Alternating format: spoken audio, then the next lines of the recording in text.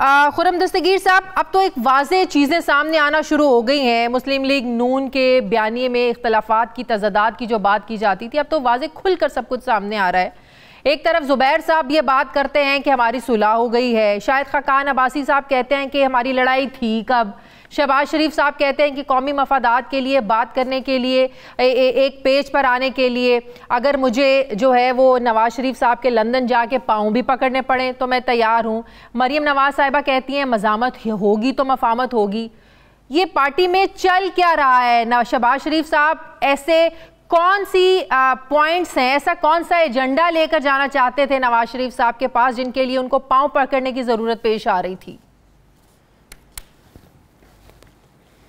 بہت شکریہ، آپ نے مجھے مدعو کیا۔ سب سے جو واضح چیز ہے وہ یہ ہے کہ جو ہائیبرڈ نظام کا ٹائٹینک ہے یہ ڈوب رہا ہے، کیونکہ اس میں عمران خان کی نالائکی اور مافیا سرپرستی اور غریب دشمنی کے بڑے بڑے شگاف پڑے ہوئے ہیں۔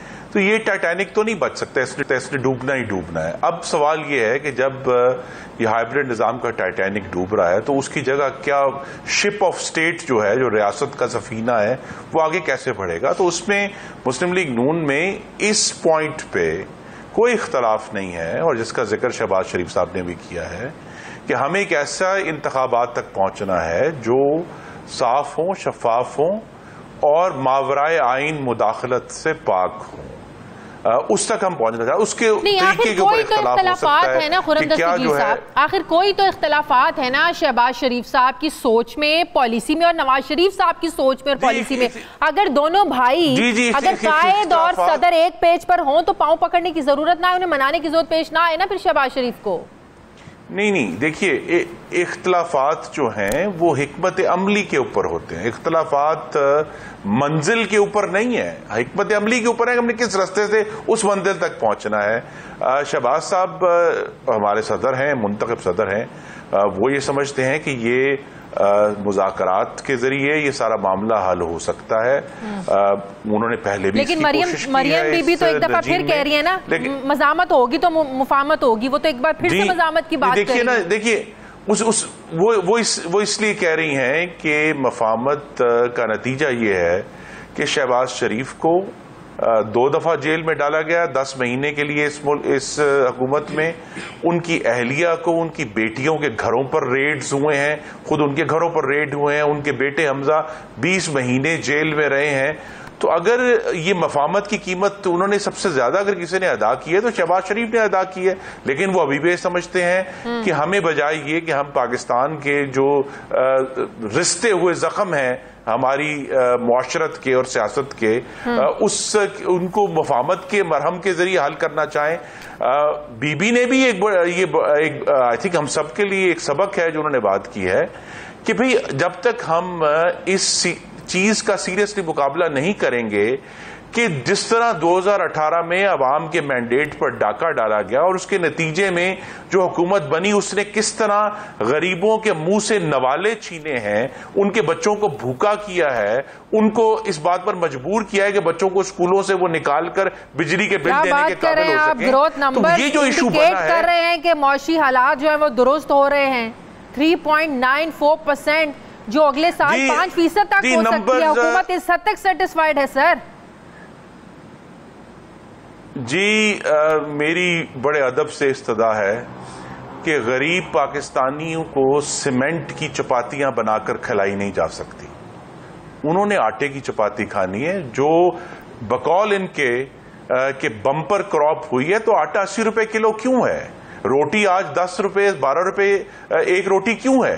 کیونکہ یہ حکومت جو ہے اس میں مافیا کی سرپرست ہے۔ پچھلے سال بھی ہمیں جب کراپ آئی تھی کہا گیا تھا کہ بمپر کراپ ہے، لیکن ہماری آنکھوں کے سامنے 60 لاکھ ٹن گندم اس ملک کی سمگل ہوئی، جس کے نتیجے میں آج 80 روپے آٹا ہے اور کم نہیں ہو رہا۔ اور اس دوران جو ہے حکومت کو اس بمپر کراپس کے باوجود جو ہے وہ بار بار گندم امپورٹ کرنا پڑی ہے، لیکن یہ ایک علیحدہ بحث ہے۔ بات یہ ہے کہ آپ بھوکے پاکستانیوں کو سیمنٹ کی چپاتیاں بنا کر نہیں کھلا سکتے، کہتے ہیں سیمنٹ بہت بک رہا ہے، لیکن پاکستانی اور یہ جو ایک جی وہ یہ وہی بات ہے کہ وہ بے روزگار پاکستانی جو ہیں وہ سڑکوں پر بیٹھ کر بڑی گاڑیاں فراٹے بھرتی ہوئی جو چمکتی ہوئی ہیں ان کو دیکھ رہے ہیں دور سے کہ میرے پاس بھی کبھی نوکری آئے گی تو شاید میں بھی کوئی سائیکل لے لوں. لیکن جو بکی ہیں گاڑیاں وہ بڑی گاڑیاں بکی ہیں. تو پاکستان جو ہے وہ ایک ان ایکول معاشرہ ہوتا جا رہا ہے اس حکومت کے دور میں, کیونکہ مافیا کی سرپرستی بہت ہوئی ہے. دوائیوں کی مافیا کی سرپرستی ہوئی ہے, آٹا مافیا کی سرپرستی ہوئی ہے, چینی کی سرپرستی ہوئی ہے, آئی پی پی کی سرپرستی ہوئی ہے, پیٹرول کی سرپرستی ہوئی ہے, ایل این جی کی سرپرستی ہوئی ہے, گھی کی, پولٹری کی, ہر چیز کی سرپرستی ہوئی ہے. اس ناکام حکومت کی کارکردگی کے باوجود بھی, حکومت کا ناکامی کے باوجود بھی شہباز شریف صاحب جو ہیں وہ ریکنسیلیشن کی بات کر رہے ہیں, وہ نئے عمرانی معاہدے کی بات کر رہے ہیں. سوال میرا یہ ہے, ڈائیلاگز, نیا عمرانی معاہدہ, ریکنسیلیشن, یہ کس کے ساتھ کرنا چاہتے ہیں شہباز شریف صاحب؟ عمران خان کے ساتھ یا اسٹیبلشمنٹ کے ساتھ؟ جی نہیں, یہ بات بڑی واضح ہے کہ یہ اسٹیبلشمنٹ کے ساتھ بات ہونی ہے, جو بھی بات ہونی ہے, اس لیے کہ اس وقت وہ موجود ہیں. آپ اس پر غور تو کریں کہ 4 بلکہ اب 5 مواقع آئے ہیں. پہلے, سب سے پہلے, اور میں ان کا عینی شاہد بھی ہوں, جب بالا کوٹ پر حملہ ہوا, پھر کشمیر پر قبضہ ہوا, پھر فاٹف کا معاملہ آیا, پھر گلگت بلتستان کا معاملہ آیا. ان چاروں مواقع پر عمران خان اپنی ذمہ داری چھوڑ کر, اپنی کرسی خالی چھوڑ کر, انہوں نے عسکری قیادت سے کہا کہ آپ بات کریں اپوزیشن سے, اور آپ لوگ بات کے لیے تیار ہوئے, اخلاقی وسعت نہیں, اور آپ لوگ بات کے لیے جی اس لیے کہ جب بالا کوٹ, اس لیے کہ دیکھیے جب ہم تو پارلیمان میں جا کر بیٹھ کے, میں بالا کوٹ حملے کی بات کروں گا, میں اس میٹنگ میں موجود تھا, ہم جا کے پارلیمان کے کمیٹی روم 2 نمبر کے جو کمیٹی روم نمبر 2 میں جا کر بیٹھ گئے, تب سب لیڈر موجود تھے, شہباز شریف صاحب, آصف زرداری, مولانا فضل الرحمان, سب لوگ وہاں موجود تھے. ہم انتظار کر رہے ہیں کہ چلیں سلیکٹڈ ہی صحیح پر وزیر اعظم آ کے ہم سے بات کرے گا. وہ وہاں نہیں آئے, وہ وہاں سے چلے گئے, غیر حاضر ہو گئے, اور انہوں نے ہماری عسکری قیادت سے کہا کہ آپ بات کریں اپوزیشن سے. تھینک یو ویری مچ, بہت شکریہ. ناظرین, رنگ روڈ راولپنڈی اسکینڈل کے بعد حکومت کے ایک اور ادارے federal government employees housing authority میں بھی 15 ارب روپے کے اسکینڈل کا انکشاف ہوا ہے. نیب لاہور کو مطلوب federal government employees housing authority کے نائب تحصیلدار ذاکر حسین سمیت 6 افسران اس اسکینڈل میں ملوث ہیں. ملزمان اسلام آباد کے 2 نئے سیکٹر F12 اور G سیکٹر کے اراضی میں مالکان سے اپنے رشتہ داروں اور دوستوں کے نام پر پاور آف اٹرنی حاصل کی, اور پھر ان کو اربوں روپے کی ادائیگیوں کا ایک سلسلہ شروع کروایا.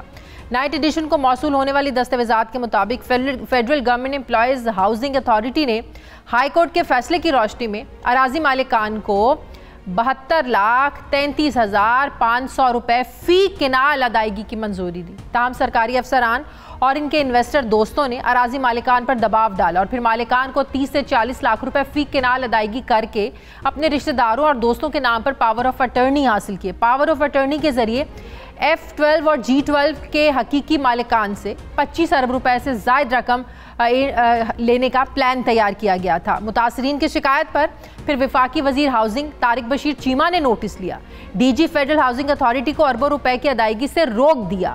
وفاقی وزیر ہاؤسنگ طارق بشیر چیمہ اور سیکرٹری ہاؤسنگ عمران زیب نے حکم جاری کیا اور پاور آف اٹرنی کی بجائے تمام اراضی مالکان کو براہ راست اس کی ادائیگیاں کی جائیں اور ذمہ داران افسران کے خلاف انکوائری کی جائے.